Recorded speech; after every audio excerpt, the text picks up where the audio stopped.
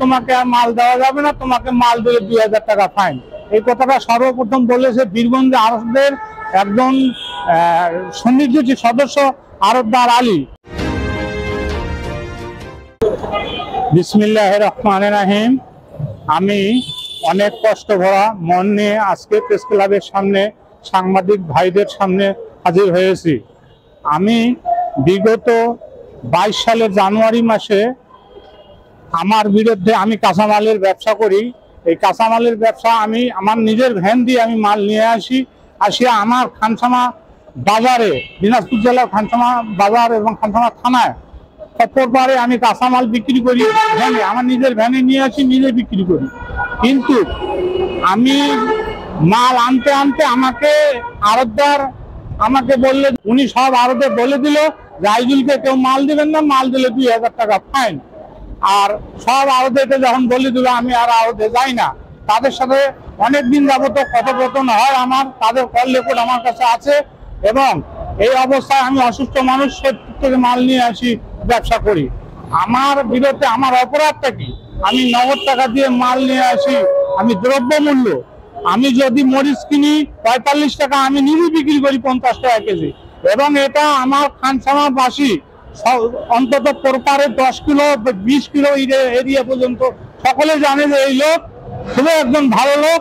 আমার দেখলে সাধারণ মানুষ কয় কিসের 45 টাকা মরিচ কিনবেন, আসুন 50 টাকায় পাচ্ছেন 1 কেজি মরিচ। দারুণ ধামাকা অফার, 1 কেজি মরিচ মাত্র 50 টাকা। কেন 60-70 টাকায় 1 কেজি মরিচ কিনবেন? এই কথা বলার পরে মাইকিং করলে আর ওই আমাদের বাজারের যে হাট কমিটির যে লোক আছে তারাও আমাকে বিভিন্ন ভাবে হুমকি দেওয়ার পরে আমি এই অবস্থায় ব্যবসা করি। তৎকালীন তখন আমার উপর আরো একটু ঝড় নেমে আসে। আমার স্ত্রী 40 দিন কর্মসূচিতে কাজ করতো, কাজ করার পরে আমার স্ত্রীর নাম বাদ দেওয়া হয়। আমি তখন নির্বাহী অফিসার তৎকালীন ছিলেন রাশিদা আক্তার। উনি 2022-এ আমরা অভিযোগ দেই, তিনি সেই অভিযোগটিও আর আমলে নিলেন না এবং ডাকলেন না আমাদেরকে। কি জন্য আমার স্ত্রীর নামটি বাদ দেওয়া হয়েছে? আর তারপরও আমার স্ত্রী 40 মাটি কাটছে, কাটার পরও চেয়ারম্যান মেম্বারের কি তাদের বুকের টনক কি একটুকু নাড়ে না যে ওই মহিলাটা 40 মাটি কাটলো, শীত যার সব উপেক্ষা করে মাটি কাটলো, সেই মহিলাটাকে কি 10 কেজি চাল দেওয়ার দরকার ছিল না?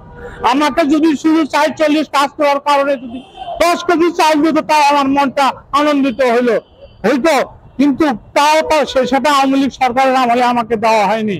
আমি বিএনপি করি বিদায় 15 বছর আমাকে কোনোদিন 10 কেজি চাল দেয়নি। আমি একজন গরিব মানুষ, আমি সাধারণ মানুষের সেবা করে আছি। আপনারা মিডিয়ার মাধ্যমে তদন্ত করে দেখবেন আমি একজন কোন ধরনের ব্যক্তি, এলাকায় খোঁজ খবর নিয়ে দেখবেন। এবং এই বিষয়ে আমার তৎকালীন যে ইয়াসিল নির্বাহী অফিসার, তিনিও প্রশংসা করতেন ডিসি সাহেবের কাছে, তখন ডিসি সাহেব ছিল দিনাজপুরের খালেদ মোহাম্মদ জাকির। কিন্তু এখন বিষয় হলো আমার উপর এত মামলা, তার আগে আরেকটা মামলা চেয়ারম্যান সাহেব চাপে দিল মিথ্যা, সেটাও 4 বছর চলে, এখনো বিচারাধীন আছে। আমি অসুস্থ মানুষ, এখন আবার নতুন করে আরেকটা মামলা আমার উপর চাপিয়ে দিচ্ছে। আমি কি ব্যবসা করি খাবো না?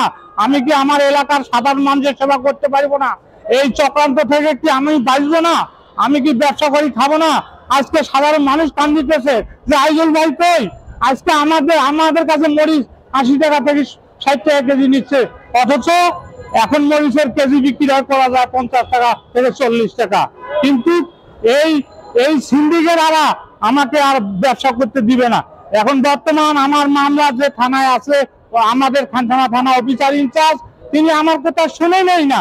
ঘটনা যে সত্য না মিথ্যা, আমি খানসামা বাজারে ছিলাম না ওই দিন, কেন আমাকে আর ওই মামলার আসামি করা হইলো? আমি যথাযথ মিডিয়ার মাধ্যমে তদন্ত চাই। আমি ওসি নজরুলের তদন্ত আমি মানি না। আমি সুষ্ঠু তদন্তের মাধ্যমে আমার